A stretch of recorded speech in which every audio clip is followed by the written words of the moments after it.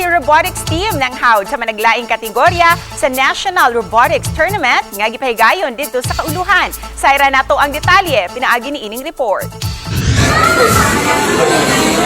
Bisan sa natad sa teknolohiya, wag yun magpalupig ang mga bisda.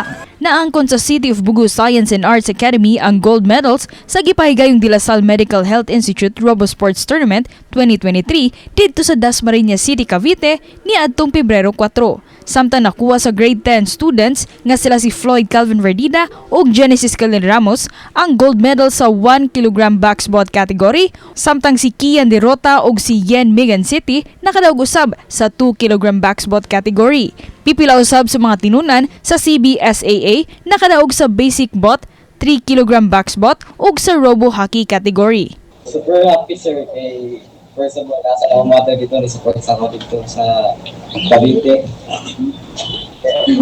Sobrang happy sir pag-abot ko diri kay world nami celebration party kay nami ko understay diri sa school. It's all them sir nga nag-work hard yun. Kami as a coach, nag-guide lang din, support sila ha. Uban ni Clans Gabutin, ako si Orchid Salapingkaw, GMA Regional TV Live.